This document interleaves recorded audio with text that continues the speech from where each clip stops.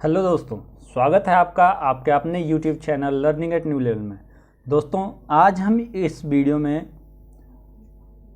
Language से जो language की पेडागोगी से या लैंग्वेज के जितने प्रश्न पूछे जाते हैं, चूँकि उनमें कुछ प्रश्न तो ऐसे होते हैं जो आपके साइकोलॉजी से संबंधित होते हैं और कुछ प्रश्न ऐसे होते हैं जैसे वहाँ पोएम दे दिया जाता है या कोई ग्राफ दे दिया जाता है, उससे क्वेश्चंस होते हैं।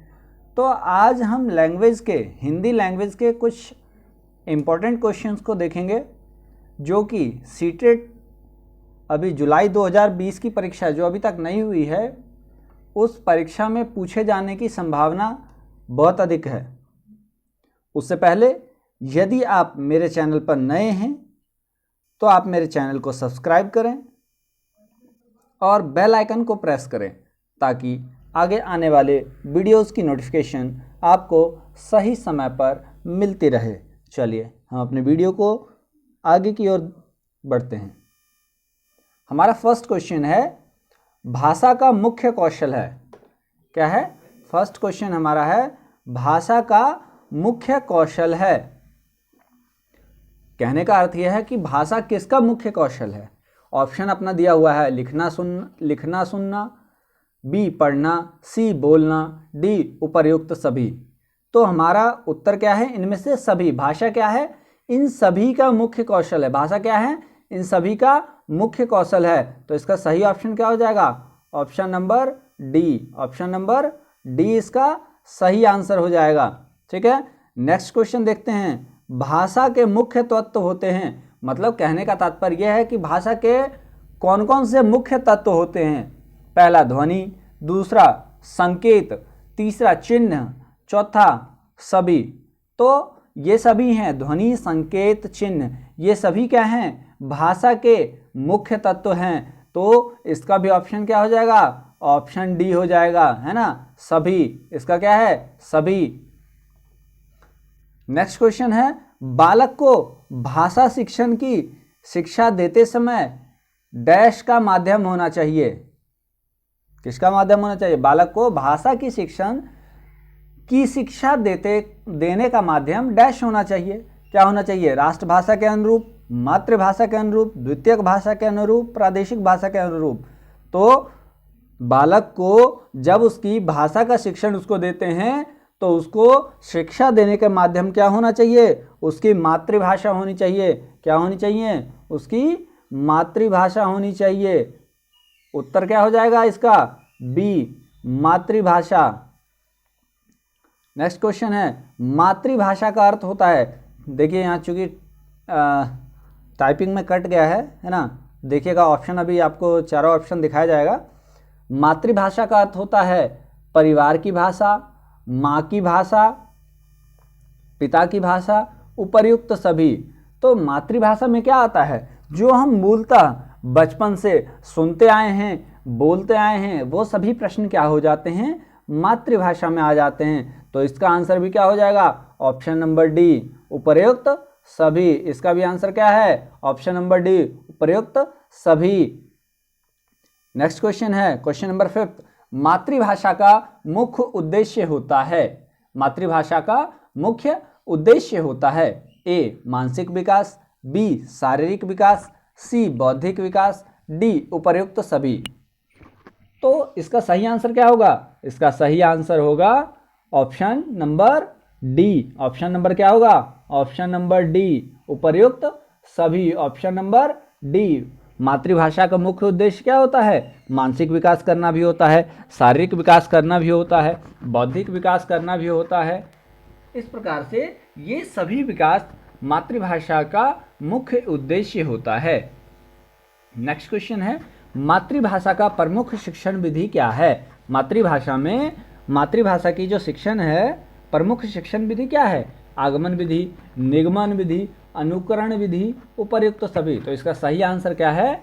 अनुकरण विधि। क्या है? अनुकरण विधि। इसका सही आंसर क्या है? अनुकरण विधि।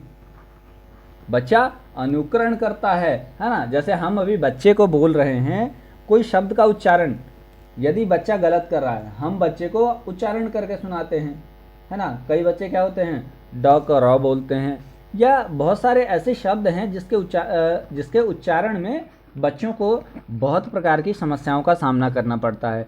तो बच्चा क्या करेगा? बच्चा शिक्षक की बातों को अनुकरण करेगा और उसके बाद वो अपनी मातृभाषा को सीखेगा। या बच्चा जन्म से ही देखते हैं, हम बच्चा छोटा होता है, बच्चा आसपास के वातावरण में जो माहौल सुनता है, जिस भी भाषा को सुनता है वो उस भाषा को ग्रहण करता है। तो वो क्या कर रहा है? अनुकरण कर रहा है। ठीक है, इस प्रकार इसका आंसर क्या हो गया? अनुकरण विधि।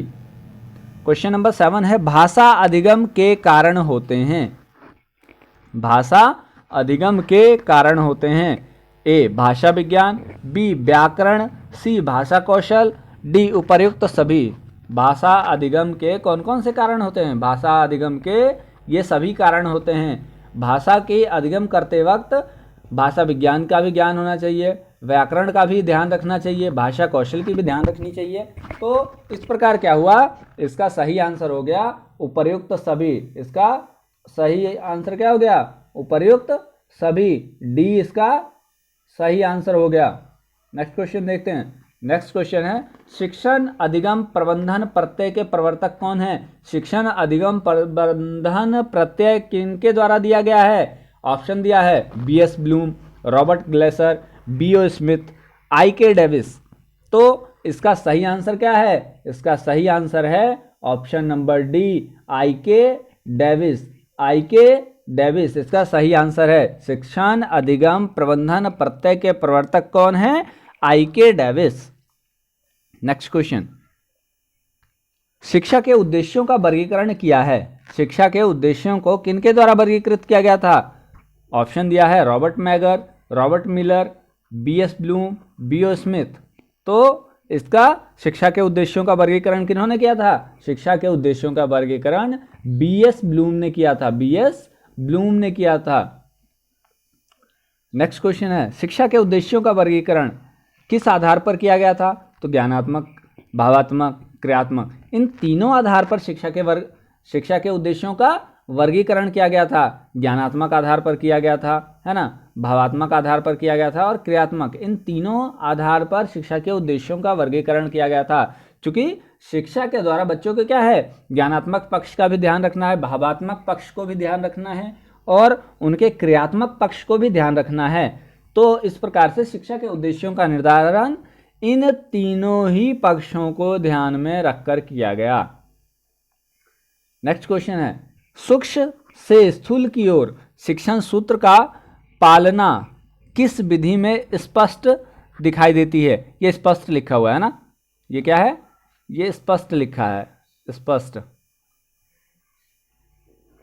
ठीक है, सूक्ष्म से स्थूल की ओर। सूक्ष्म मतलब पहले बच्चे को क्या होता है? थोड़ा सा जानकारी होता है, फिर वो धीरे धीरे ब्रॉड माइंडेड हो जाता है, तो उसमें बहुत सारी जानकारियां एकत्रित करने की क्षमता बढ़ जाती है। तो इसका ऑप्शन दिया है आगमन विधि, बी निगमन विधि, सी प्रदर्शन विधि, डी प्रोजेक्ट विधि।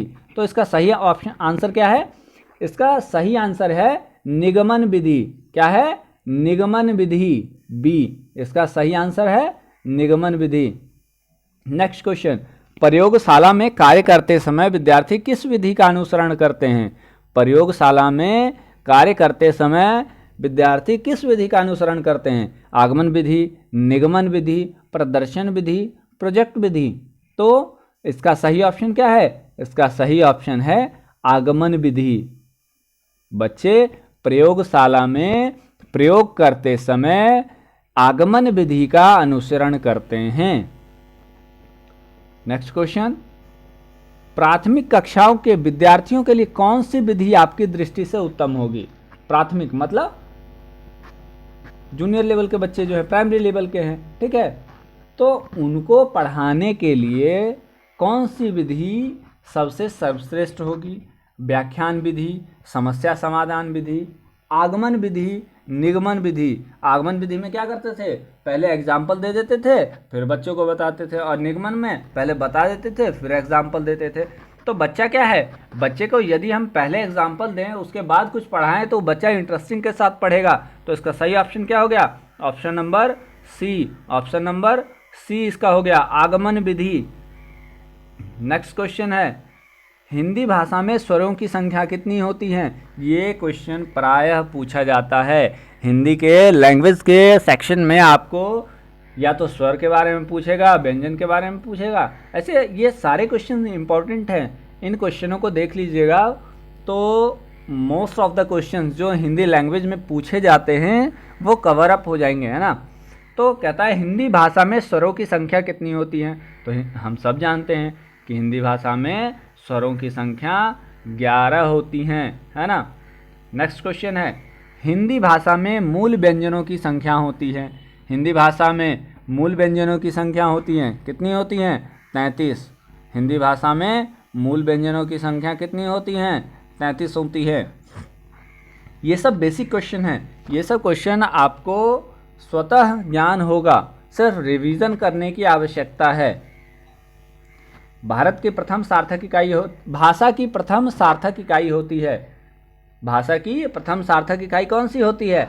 अक्षर, शब्द, वाक्य, कोई नहीं।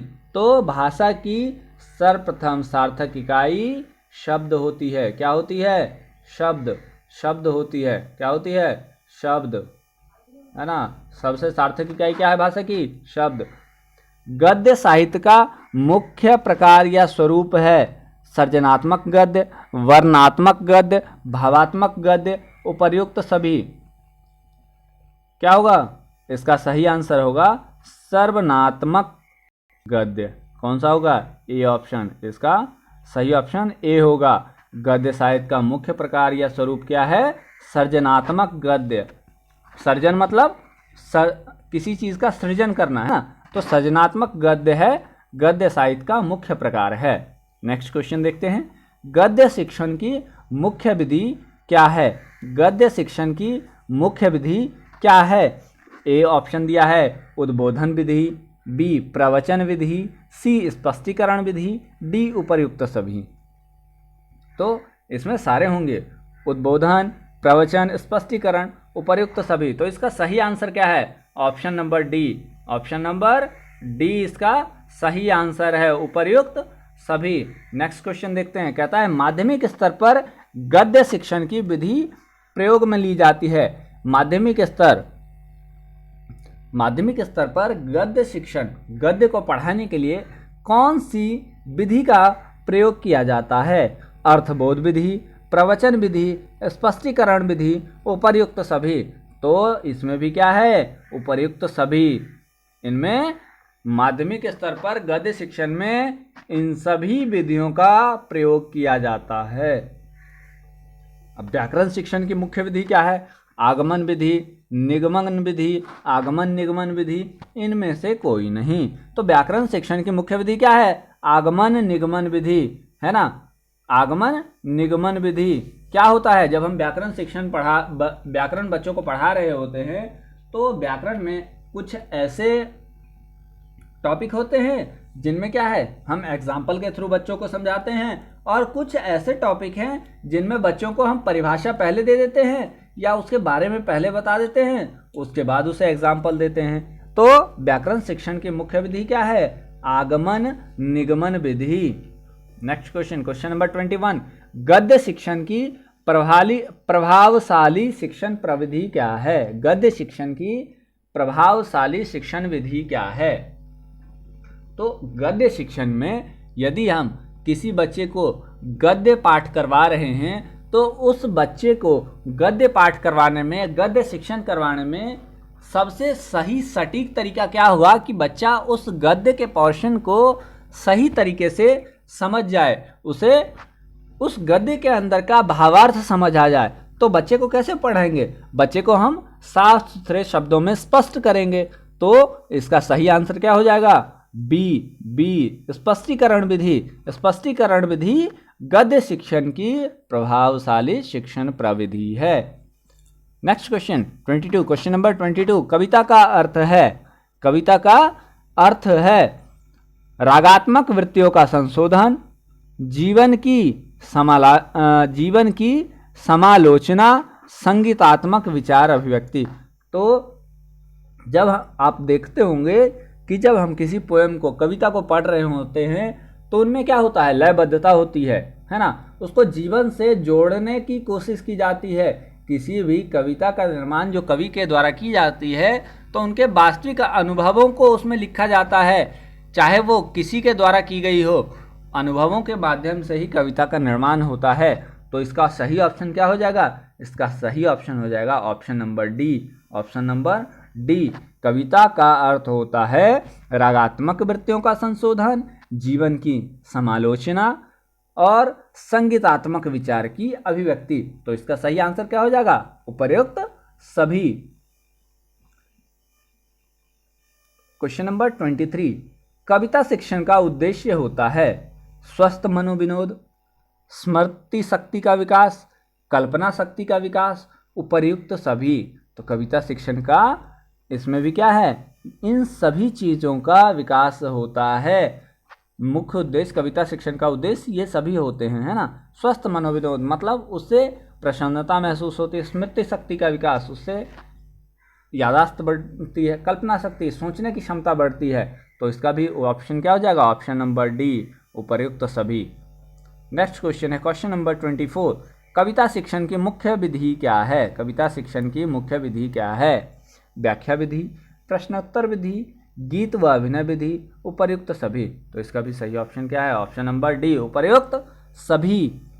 व्याकरण शिक्षण का उद्देश्य नहीं है। देखिए इस टाइप के क्वेश्चन जिनमें नहीं पूछा जाता है, पहले तो आप हर एक क्वेश्चन को ध्यानपूर्वक पढ़िए, क्योंकि ये जो है शिक्षक पात्रता परीक्षा, ये जो सीटेट, ये यूपी टेट, बी टेट, जो भी टेट के एग्जाम होते हैं उनमें question, most of the question के अंदर ही क्वेश्चन का आधा आंसर छुपा होता है, वो अपने आप ही इंडिकेट कर देता है। बस आपको उसको सोचने की तर्क क्षमता अपने अंदर विकसित करनी होगी कि वो प्रश्न कह क्या रहा है, उस प्रश्न का उत्तर सोचने की क्षमता आपके अंदर बढ़ानी होगी, ठीक है।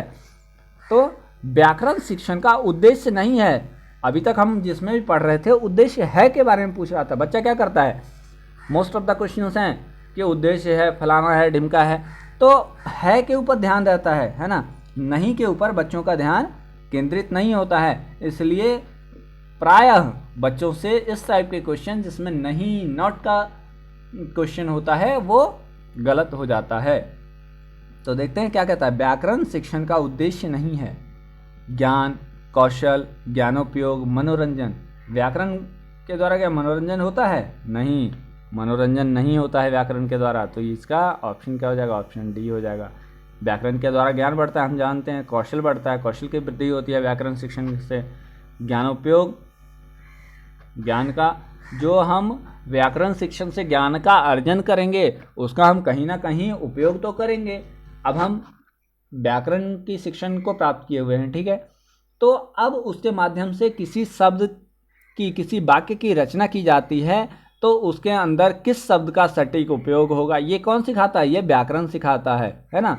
तो व्याकरण शिक्षण का उद्देश्य क्या नहीं है, मनोरंजन करना व्याकरण शिक्षण का उद्देश्य नहीं है। नेक्स्ट क्वेश्चन है, व्याकरण शिक्षण की प्रवृत्ति है साहित्यिक, व्यवहारिक, दोनों कोई नहीं। तो व्याकरण शिक्षण की प्रवृत्ति कौन सी है, साहित्यिक प्रवृत्ति भी है व्याकरण शिक्षण की और व्यवहारिक भी है। तो इसका ऑप्शन क्या हो जाएगा, option number C. Option number C इस क्वेश्चन का सही आंसर होगा। व्याकरण शिक्षण की प्रवृत्ति क्या है, साहित्यिक और व्यवहारिक दोनों प्रकार की है। नेक्स्ट क्वेश्चन है, भाषा शिक्षण का मूल आधार होता है। भाषा शिक्षण का मूल आधार होता है मौखिक, लिखित, दोनों, साहित्यिक। तो भाषा शिक्षण का मूल आधार मौखिक और लिखित दोनों होता है। बच्चे को हम बोलकर भाषा के बारे में शिक्षित कर सकते हैं, उसके भाषा का विकास कर सकते हैं, या फिर उसे लिखित मटेरियल उपलब्ध करवा दिया जाए तो बच्चा क्या करेगा, उसे पढ़कर अपने भाषा के ज्ञान को बढ़ाएगा। तो इसका सही ऑप्शन क्या हो जाएगा, इसका सही ऑप्शन हो जाएगा दोनों, है ना। इसका सही ऑप्शन क्या हो जाएगा, दोनों, सी, मौखिक और लिखित, मौखिक और लिखित दोनों प्रकार का हो जाएगा, है ना। भाषा शिक्षण का मूल आधार क्या होगा, मौखिक और लिखित दोनों प्रकार का होगा। नेक्स्ट क्वेश्चन और लास्ट क्वेश्चन है हमारा, देखो और लिखो शिक्षण विधि प्रयुक्त करते हैं। देखो और लिखो शिक्षण विधि प्रयुक्त करते हैं। ए मौखिक रचना में, बी निबंध रचना में, सी शुद्ध अभिव्यक्ति में, डी उपर्युक्त सभी में। तो इसका सही आंसर क्या होगा? बी निबंध रचना में। क्या होगा? देखो और लिखो, देखो और लिखो किसके लिए है? निबंध रचना। किसके लिए? निबंध रचना के लिए है ना। देखो और लिखो शिक्षण विधि क्या है? निबंध रचना के लिए है। किसके लिए है? निबंध रचना के लिए। निबंध रचना के लिए। देखो और लिखो विधि किसके लिए है? निबंध रचना के लिए है। तो इस प्रकार से हम भाषा की, लैंग्वेज की जो है इसमें सीटेट में पूछे जाने वाले ये कुछ इम्पोर्टेंट प्रश्न हैं जो प्रायः पूछे जाते हैं और जो इस बार सीटेट जुलाई 2020 की परीक्षा में पूछने की संभावना अत्यधिक है। आशा करते हैं आपको मेरा ये वीडियो बहुत अच्छा लगा हो। यदि आपको वीडियो अच्छा लगा हो तो वीडियो को लाइक करें, अपने दोस्तों के साथ शेयर करें ताकि उन्हें भी इन सभी प्रश्नों की जानकारी हो सके। और यदि अभी तक आपने मेरे चैनल को सब्सक्राइब नहीं किया है तो चैनल को सब्सक्राइब कर लें और बेल आइकन को प्रेस कर दें ताकि आगे आने वाली वीडियोस की नोटिफिकेशन आपको सही समय पर मिलती रहे। धन्यवाद।